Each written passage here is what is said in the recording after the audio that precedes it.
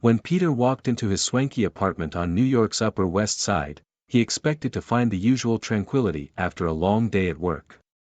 But that night, the silence greeted him in a strangely heavy, almost oppressive way. Upon noticing the absence of Claire, his wife, a discomfort began to grow in his chest. The laughter, hurried footsteps and voices of the children, normally present, were also absent. Everything seemed out of place. In the bedroom, a letter lay on the perfectly made bed. With shaking hands, Peter took the envelope, already feeling a dark foreboding. "Peter, our life together is over. I'm leaving with another man, someone who understands me and makes me feel alive again. I only take with me my memories, nothing more. Goodbye." Claire's signature at the end seemed like a final blow, cold and calculated. Feeling the world fall apart, Peter sank into the nearest chair. His thoughts were confused, a whirlwind of unanswered questions. How did I not notice the signs? And the children? Where are they? How will they react to this devastating betrayal? The weight of the betrayal was crushing, but the silence around Peter was about to be broken. The sound of the door opening brought him out of his reverie. Charlie and Emily, her teenage children, entered the room with serious expressions. "Dad, we already know," Charlie said, his voice firm but full of emotion. "Mother told us everything, but we're not going with her. We're staying with you." Emily, with tears in her eyes, nodded in agreement. His children's decision gave Peter a new perspective. He was not alone in this pain. Not only did Claire betray him, she also abandoned her own children. The image of a dedicated mother that she always projected was shattered. And that wound, for Peter, was the deepest. Over the next few days, Peter tried to move on, but the feeling of injustice consumed him. In his mind, an idea began to take shape, dark and resolute. He would not simply accept this betrayal. He would return every pain, every tear. And to do that, I needed to better understand the man Claire chose. Who was he? What did he offer that Peter couldn't? The answers didn't take long to arrive. Peter discovered that Claire's lover was none other than an old coworker, someone he trusted and considered a friend. The betrayal now had a new layer. Peter knew he needed to act, but in a calculated and cold way. His revenge would be meticulous, hitting them both where it hurt most. In the midst of this storm, Peter found something unexpected. Among Claire's documents, a letter addressed to him, but with an unknown sender. Upon opening it, Peter discovered a shocking truth: Charlie was not his biological son. A wave of contradictory emotions invaded him. Love, anger, confusion. What to do with this information? How to tell Charlie? But, above all, how to use it in your revenge? Peter, more determined than ever, looked at his children and promised to protect them, even though Charlie was not his son by blood. After all, true family is not only defined by genetics, but also by love and loyalty. And that loyalty, Peter swore, would be the basis of his revenge. At this point, Peter was ready. The revenge game had begun, and it would only end when everyone paid for what they did. New York, with its lights and shadows, would be the stage for this intense plot of love, betrayal and revenge. Peter Marchand was a middle-aged man with a successful career as an architect at a renowned Manhattan firm.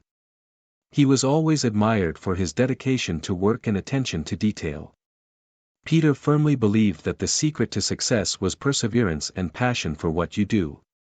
His life seemed perfect: a luxurious apartment on the Upper West Side, a family he loved, and a job that challenged him daily.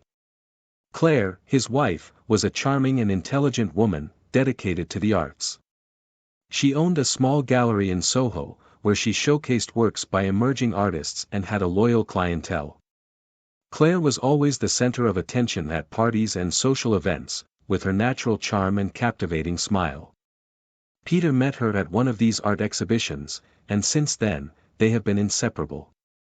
The couple had 2 children, Charlie and Emily. Charlie, aged 17, was an introspective and talented young man. He inherited Peter's love of detail, but rather than architecture, his heart was in music. He spent hours locked in his room, composing melodies on the piano. Emily, on the other hand, at 15 years old, was a burst of energy. Passionate about dancing, she stood out in all school competitions. The brothers had a close relationship, always supporting each other in their passions. The Marchands' family life was often marked by dinners together, walks through Central Park and visits to museums and galleries. They loved enjoying the cultural life that New York offered. However, like any family, there were tensions and challenges, but Peter believed they could overcome all obstacles together. The family's apartment was a reflection of their personality. Located in a historic building, it offered a stunning view of Central Park.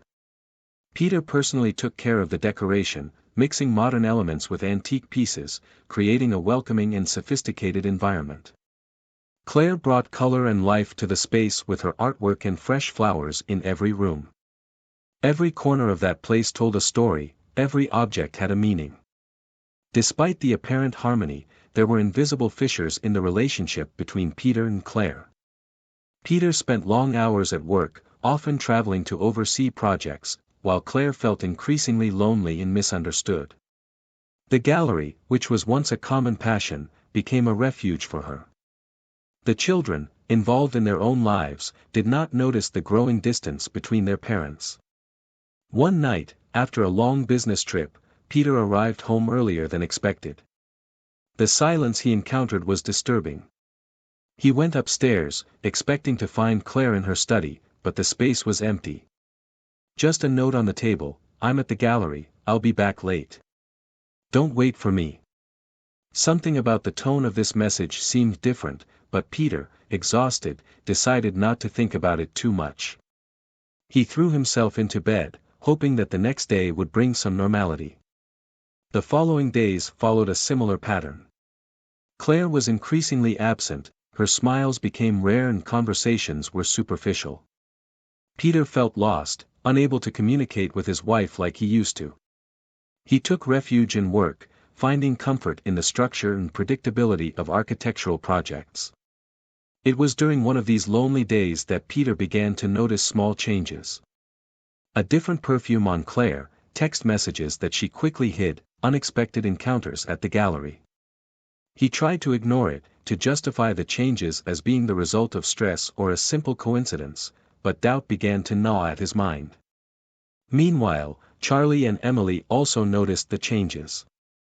Charlie, more sensitive, saw the sadness in his father's eyes and his mother's growing distance. Emily, with her vibrant nature, was trying to bring joy back home, but she felt something was wrong. The tension was palpable, even in moments that should have been relaxed. Peter decided he needed to find out the truth. He began to observe Claire more closely, trying to understand what was happening. Each time she left, he felt more anxious, wondering where she was and with whom. The nights he spent alone in the apartment were a mixture of agony and determination. He knew he needed answers, but he feared what he might find out. On a cloudy afternoon, Peter followed Claire into the gallery, keeping a safe distance. He saw her meet a man, whom he recognized immediately. It was Mark, an old colleague, someone he considered a friend. The shock and pain of betrayal were immediate, but Peter remained steadfast. He watched them from afar, noticing the intimacy between them, the knowing smiles and the furtive touches. Back at the apartment, Peter felt a mixture of anger and despair. "I knew I needed to confront Claire, but not at that moment. I needed a plan, a way to deal with the situation without losing control." He felt betrayed not only by his wife, but also by a friend. The children, seeing Peter so shaken, approached him. Charlie was the first to ask what was going on. Peter, trying to protect his children, said only that he and Claire were going through a difficult time. But Charlie, aware of the gravity of the situation, insisted. It was then that a heartbroken Peter told the truth about Claire's betrayal. The children's reaction was devastating. Emily cried, unable to understand how her mother could do such a thing. Charlie, his eyes full of anger, promised to stay by his father's side. The decision to support Peter and not follow their mother was taken unanimously by the children, further strengthening the bond that united them. Peter, now determined to avenge his children, began to devise his plan. He knew it wouldn't be easy, but he was determined to make Claire and Mark pay for what they did. His revenge would be cold and calculated, hitting them where it hurt most. Thus, Peter took the first step on a journey that would change everyone's lives forever. Peter, now consumed by the pain of betrayal, began a meticulous investigation into Mark, the man who stole his wife. Using his talent for detail, he began to put together a complete dossier on him. He discovered that Mark was an ambitious man, always looking for opportunities to advance in life, no matter who he had to harm along the way. This discovery only fueled Peter's anger further, giving him more reason to seek revenge. With his children by his side, Peter found strength. He leaned on Charlie and Emily, who, despite the pain, remained resilient. Charlie, with his insight, began to help his father collect information. He used his technological skills to access social media and public files, discovering details about Mark's life that not even Claire knew. Emily, in turn, offered emotional support, reminding Peter of the love and loyalty they still had as family. Peter decided to start his revenge in a subtle way. First, he contacted Mark's former colleagues, using his professional network to damage his reputation. He spread discreet rumors about Mark's questionable ethics, planting doubts in the minds of superiors and colleagues. Mark began to realize something was wrong when opportunities began to close unexpectedly, but he couldn't identify the source of his problems. At home, Peter struggled to maintain a semblance of normalcy. He continued to fulfill his responsibilities as a father, while Charlie and Emily continued with their school and artistic activities. However, everyone knew that a storm was brewing behind the scenes. The apartment that was once a happy home has now become Peter's revenge headquarters. Peter knew he needed to be more aggressive to hit Mark where it really hurt. With the information obtained by Charlie, he discovered that Mark had a dubious financial past. He had made risky investments and had hidden debts. Peter began to sabotage these investments, using his contacts in the financial sector to cause Mark significant losses. Each movement was calculated to appear haphazard, but Peter knew he was effectively destabilizing his enemy. Claire, in turn, began to notice the changes in Mark. The man who seemed so confident was becoming anxious and distracted. She tried to ignore the signs, believing they were just temporary obstacles. However, Mark's frustration began to affect the relationship. Frequent arguments and mutual accusations began to wear down the relationship that seemed so promising at the beginning. Claire, isolated and confused, began to feel the first impacts of Peter's revenge, without even suspecting its origin. Meanwhile, Peter continued his investigation. He discovered that Mark was involved in an important project for his company, something that could considerably boost his career. He decided that this would be the culmination of his revenge. Using compromising documents and emails obtained by Charlie, Peter prepared a detailed dossier on Mark's misconduct on the project. He knew that this information, if released at the right time, would destroy Mark's career and, consequently, his relationship with Claire. To ensure everything went according to plan, Peter began preparing his children for the final phase of his revenge. He spoke at length with Charlie and Emily, explaining his reasons and the risks involved.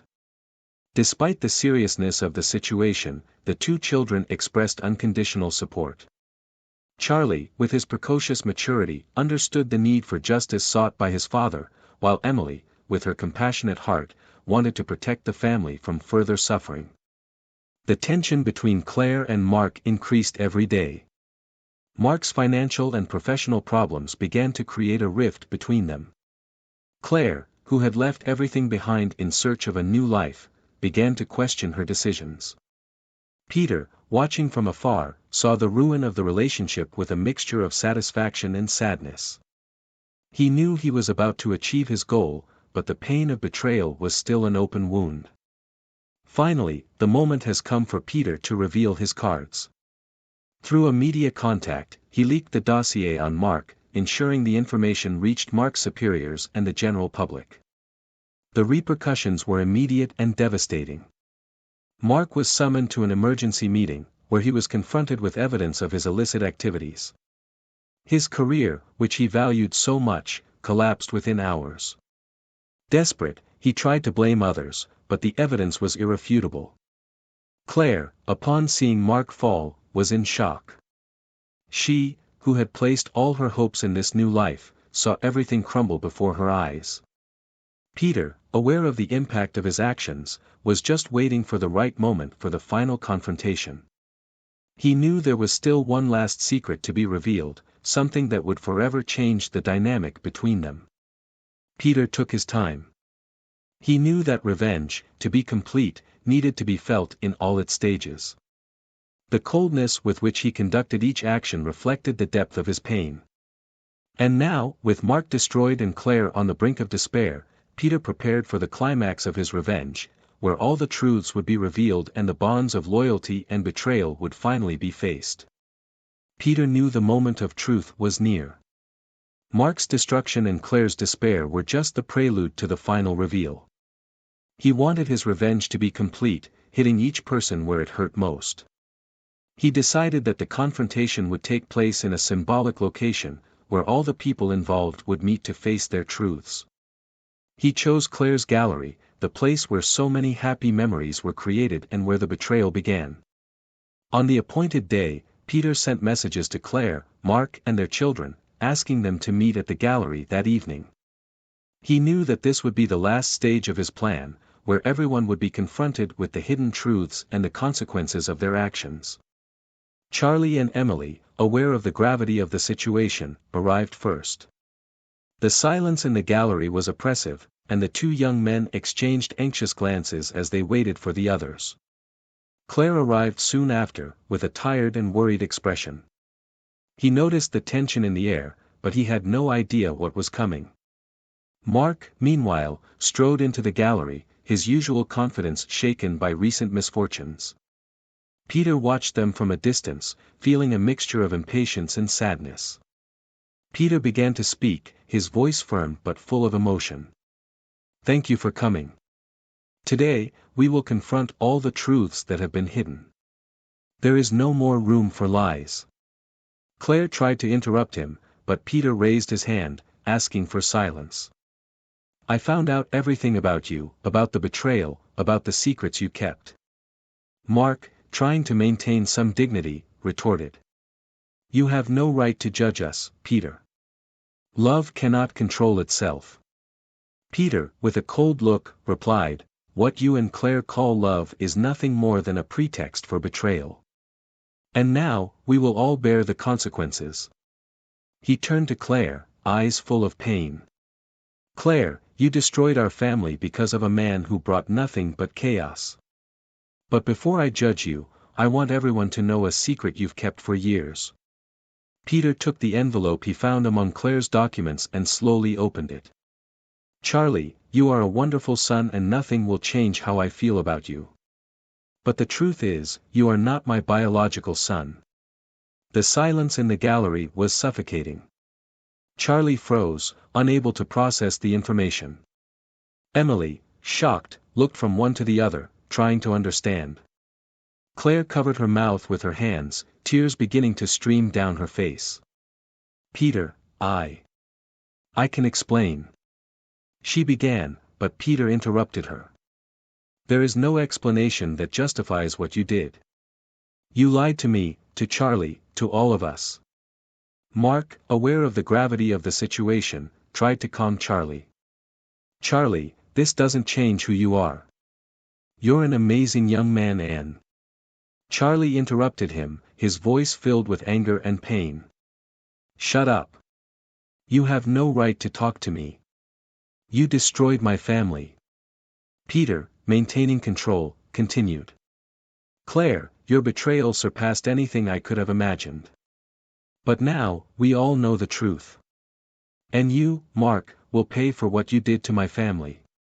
You lost everything because you are a despicable man who only thinks about himself." The weight of the revelation hit everyone differently. Charlie, struggling to control his emotions, turned to Peter. "Dad, I didn't know. I always thought you were my real father." Peter, with tears in his eyes, hugged Charlie. "You will always be my son, Charlie. Nothing will change that. Blood does not define the love I feel for you." Emily, with tears streaming down her face, approached Claire. "Mom, how could you do this? How could you betray us like this?" Claire, sobbing, tried to hold Emily's hand, but she pulled away. "Don't touch me. You broke our family." Peter, feeling the intensity of the moment, decided it was time to end the confrontation. "I wanted everyone to know the truth. Now, you have to live with the consequences of your actions. Charlie and Emily, know that you will always have my love and support. Claire, Mark, you are alone. Everything you built was based on lies and betrayal. I hope it haunts them for the rest of their lives." With those words, Peter left the gallery, closely followed by Charlie and Emily. Claire and Mark stood still, facing the emptiness and destruction they had caused. Peter's revenge was complete, but the pain of betrayal still burned in his heart. He knew it would take time to heal, but he was determined to rebuild his life with his children, keeping the promise of love and protection that had always guided his actions. Peter, Charlie, and Emily walked through the streets of New York in silence, each immersed in their own thoughts and feelings.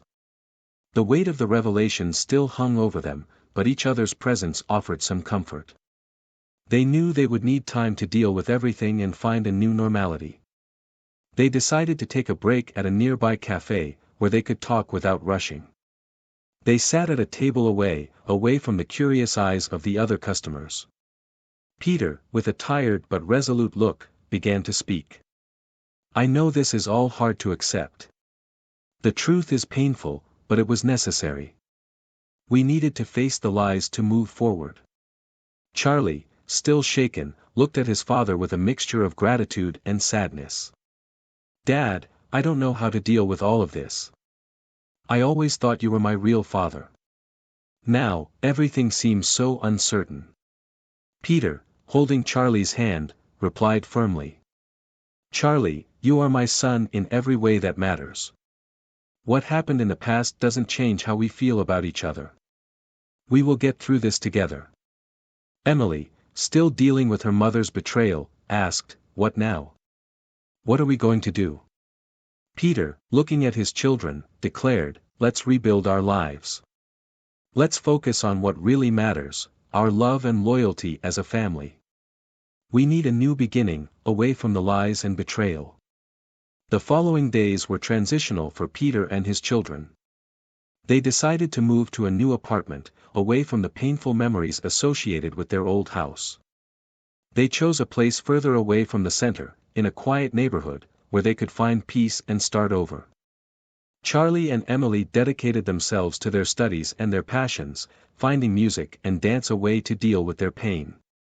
Peter, in turn, immersed himself in his work, finding architectural projects a way to occupy his mind. He knew the healing wouldn't be quick, but he was determined to create a safe and loving environment for his children. The new home was decorated with care, every detail chosen to reflect the new beginning they sought. Meanwhile, Claire and Mark faced their own battles. Claire's gallery began to lose clients, Mark's reputation was ruined and the tension between them only increased. The relationship that seemed so promising was now tainted by the consequences of his actions.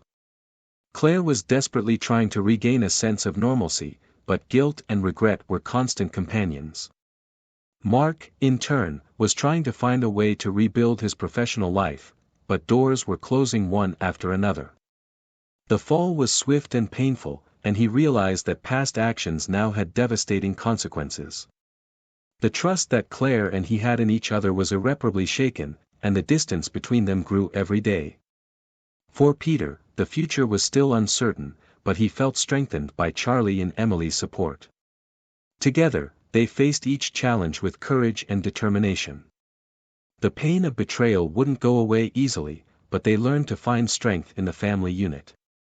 One sunny afternoon, while walking through Central Park, Peter stopped and looked at his children. "I know we've been through difficult times, but we're here, together. And that's what really matters. Let's keep moving forward, supporting each other." Charlie and Emily smiled, nodding silently. Life went on, with ups and downs, but Peter knew there was something indestructible in the bond that united them. Claire's betrayal was a painful chapter, but it didn't mark the end of her story. They chose hope and reconstruction, knowing that true love is capable of overcoming even the greatest adversity. So, under the lights of New York, Peter, Charlie and Emily found a new beginning. The city, with its mix of beauty and history, witnessed the transformation of a family that chose resilience in the face of betrayal. And as the sun set over the Hudson, a new journey of love, strength and hope began to unfold.